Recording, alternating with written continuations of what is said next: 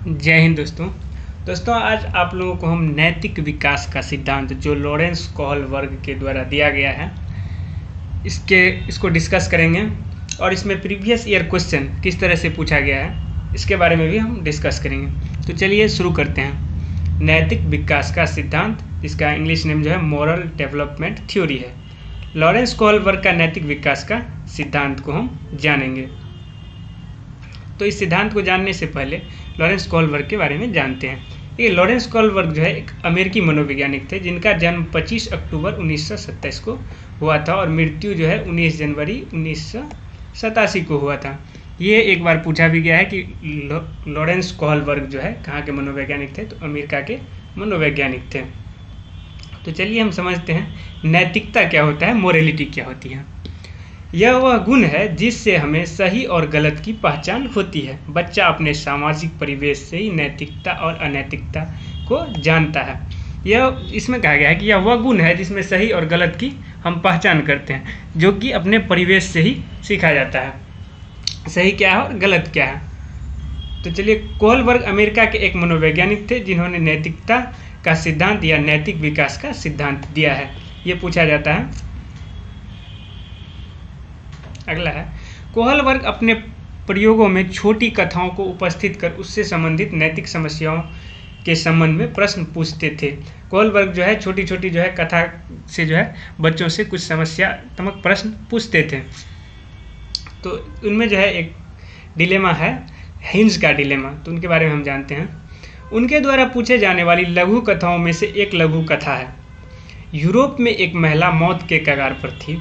डॉक्टरों ने कहा कि एक दवा है जिससे शायद उसकी जान बच जाए। वो एक तरह का रेडियम था।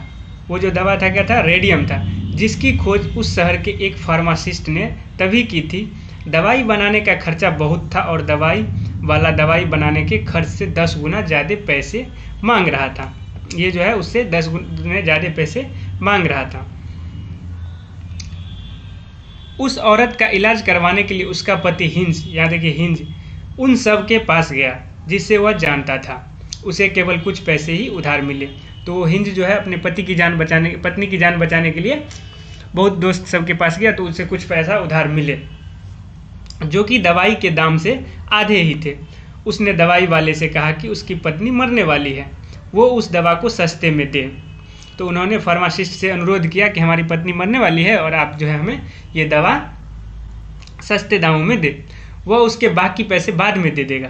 तो उन्होंने उधारी भी मांगा कि हम बाकी पैसे बाद में दे देंगे, लेकिन दवाई वाले जो है मना करते हैं। लेकिन दवाई वाले ने मना कर दिया। दवाई वाले ने कहा कि मैंने यह दवाई खोजी है, मैं इसे बेचकर पैसा कमाऊंगा।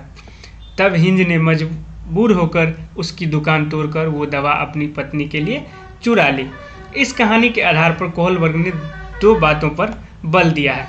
तो ये कहानी जो है बच्चों को सुनाता है और इसने 2 बातों पे बल दिया है। तो देखते हैं ये 2 बात कौन सी है। जिसमें पहला है नैतिक दुविधा, मोरल डिलेमा क्या होता है। सही और गलत के बारे में निर्णय लेने में शामिल प्रक्रिया को नैतिक दुविधा कहते हैं। हिंज अगर चोरी करेगा तो पुलिस पकड़ लेगी और नहीं तो उसकी बीवी मर जाएगी। एग्जाम्पल में आप देख सकते हैं। अगला है नैतिक तर्कन क्या होता है, मोरल रीजनिंग क्या होती है। सही और गलत में किसी एक को चुनना, क्या करना, सही और गलत में किसी एक को चुनना क्या है, नैतिक तर्कन है, मोरल रीजनिंग है। जैसे हिंज ने चोरी को चुना, तो हिंज क्या किया, चोरी को चुना।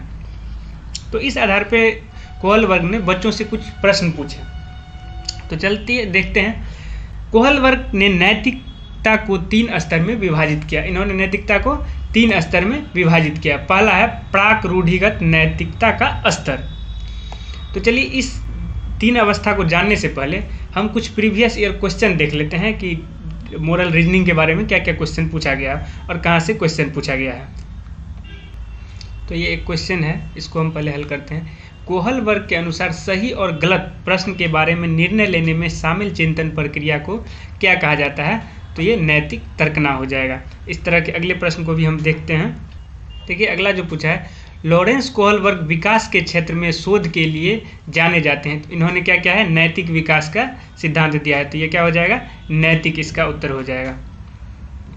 चलिए, तो इससे पहले हमने 2 क्वेश्चन देखा, फिर आगे शुरू करते हैं। कोहलबर्ग ने नैतिकता को 3 स्तर में विभाजित किया है, जिसमें पहला है प्राक रूढ़िगत नैतिकता का स्तर, प्री कन्वेंशनल स्टेज, जो 4 से 10 साल के बच्चों में होता है। तो चलिए हम इसके बारे में जानते हैं। इस अवस्था में नैतिकता शून्य होती है। इस अवस्था में क्या होता है? नैतिकता शून्य होता है, नहीं के बराबर होता है, यानी बच्चों को सही और गलत के बारे में पता नहीं होता है। इस अवस्था में नैतिक तर्कना दूसरे लोगों के मानकों अनुसार होती है। इसमें जो है बच्चे दूसरे पर निर्भर होते हैं, दूसरे लोगों के मानकों के अनुसार होती है। इस अवस्था को 2 भागों में विभाजित किया गया है। ये 3 अवस्था जो है, इसका सब स्टेज भी है, सबको 2-2 भागों में बांटा गया है। तो इसमें पहला है दंड एवं आज्ञा पालन उन्मुखता, पनिशमेंट एंड ओबीडियंस। इसमें बच्चे की नैतिकता सजा और आज्ञा पालन पर आधारित होती है। जब हिंज ने चोरी की तो बच्चों ने सोचा कि अगर वह चोरी करेगा तो उसे सजा मिलेगी। बच्चों के पास ऐसा कोई अति नहीं था कि वो सोचे, तो उन्होंने सिर्फ चोरी करना के लिए यही सोचता है कि जब उसने चोरी किया तो उन्हें सजा मिलना चाहिए। उन्होंने उनके पत्नी के बारे में नहीं सोचा। बच्चों में इतना जो है मोरल डेवलपमेंट नहीं हुआ रहता है तब तक।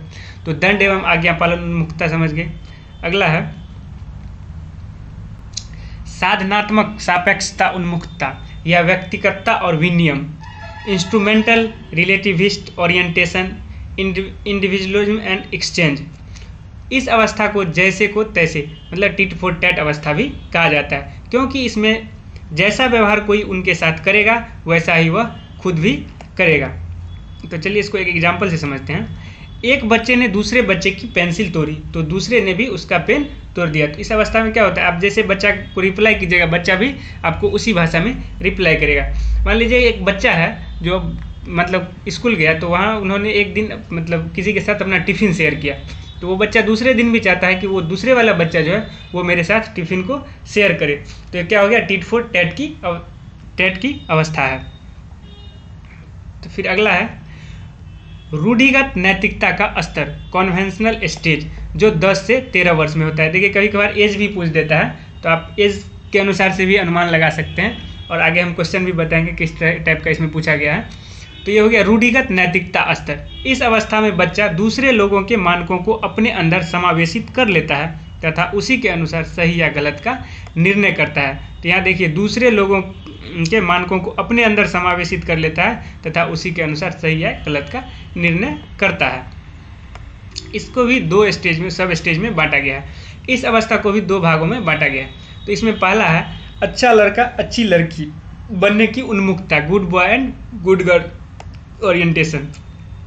इस अवस्था के दौरान बच्चे के नैतिक व्यवहार का कारण स्वीकृति प्राप्त करना और दूसरों द्वारा निंदा से बचना है।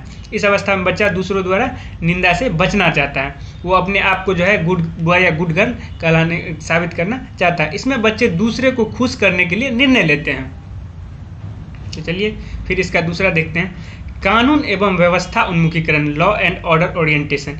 इसमें बच्चा कानून तथा सामाजिक व्यवस्था को बनाए रखने की भावना विकसित करता है। देखिए इसमें एक कहानी भी है कि बच्चा का पिता जो है बीमार रहता है और वो सड़क पार करना चाहता है, तो वो रेड लाइट को देख के रुक जाता है। उसको सिर्फ यही पता है कि हम इस कानून को मानेंगे, लेकिन वो अपने पिताजी का उतना ख्याल नहीं रख पाता है। सिर्फ उसे कानून के बारे में है कि हम इस कानून को मानेंगे, रेड लाइट जल गया तो हमें क्रॉस नहीं करना है।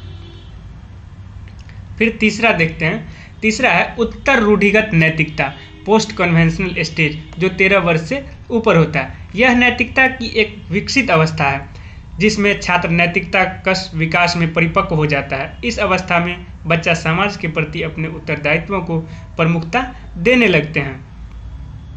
इसको भी जो है 2 भागों में विभाजित किया गया है। इस अवस्था का भी 2 सब स्टेज है, जिसमें पहला है सामाजिक समझौते की अवस्था, स्टेज ऑफ सोशल कॉन्ट्रैक्ट। इस अवस्था में छात्र समाज के नीति नियमों को अपनाने लगता है, समाज के प्रति अपने व्यक्तित्व एवं व्यवहार में उचित परिवर्तन करने लगता है। कोहलबर्ग के सिद्धांत के इस चरण के अनुसार छात्र पूर्ण रूप से सामाजिक कार्यों के प्रति उत्तरदायित्वों को अपने अंदर समाहित करने लगता है। देखिए अगला है सार्वभौमिक सिद्धांत की अवस्था, यूनिवर्सल प्रिंसिपल या इंटरैक्शन स्टेज। इसे विवेक की अवस्था भी कहा जाता है। इस अवस्था तक व्यक्ति के अच्छे बुरे उचित अनुचित आदि विषयों पर स्वयं के व्यक्तिगत विचार विकसित हो जाते हैं एवं अपने बनाए गए नियमों पर चलता है। जैसे महात्मा गांधी का आप एग्जाम्पल ले सकते हैं। इस अवस्था में क्या होता है, आदमी स्वयं जो है एक नियम बनाता है और उस बनाए गए नियम पे जो है चलता है। तो हम देखते हैं कि आगे जो है किस टाइप का क्वेश्चन पूछा गया है, एक बार उसको भी हम डिस्कस करते हैं। देखिए एक क्वेश्चन है, कोहल वर्ग के अनुसार वह स्तर जिसमें बालक की नैतिकता दंड के भय से नियंत्रित रहती है क्या कहलाता है? तो ये हो जाएगा पूर्व नैतिक अवस्था। अगला एक प्रश्न है, लॉरेंस कोहल वर्ग के सिद्धांत के अनुसार किसी कार्य को इसलिए करना क्योंकि दूसरे इसे स्वीकृति देते हैं नैतिक विकास के ... चरण को दर्शाता है। तो इसका आंसर हो जाएगा प्रथागत चरण को दर्शाता है। फिर अगला क्वेश्चन देखिए, अगला है, कोहल वर्ग की अवस्थाओं में नैतिक विकास की कितने अवस्थाएं होती है? तो इसमें नैतिक विकास की कितने अवस्थाएं होती है? तो इसका आंसर हो जाएगा 6। 3 स्टेज है, उसका सब स्टेज जो है सबका 2-2 है, तो कितना हो गया टोटल 6। कह रहा है कि कोहल वर्ग की अवस्थाओं में नैतिक विकास की कितनी अवस्थाएं होती है? तो आंसर हो जाएगा 6, मतलब डी। ठीक है, अगला क्वेश्चन है, कोहल वर्ग के अनुसार शिक्षक बच्चों में नैतिक मूल्यों का विकास कर सकता है। तो ये में है धार्मिक शिक्षा को महत्व देकर नहीं, धार्मिक शिक्षा का हम महत्व देकर जो है नैतिक विकास को नहीं बढ़ा सकते हैं। अगला है, व्यवहार के स्पष्ट नियम बनाकर, ऐसा भी नहीं है, नैतिक मुद्दों पर आधारित चर्चाओं में उन्हें शामिल करके। क्या करना है कि नैतिक मुद्दों पर आधारित चर्चाओं में बच्चों को शामिल करके जो है हम उनके नैतिक मूल्यों का विकास कर सकते हैं। तो इसका ऑप्शन सी जो है सही होगा। तो दोस्तों वीडियो कैसा लगा आप लोग कमेंट बॉक्स में ज़रूर बताइएगा और चैनल को लाइक शेयर सब्सक्राइब जरूर कीजिएगा। जय हिंद दोस्तों।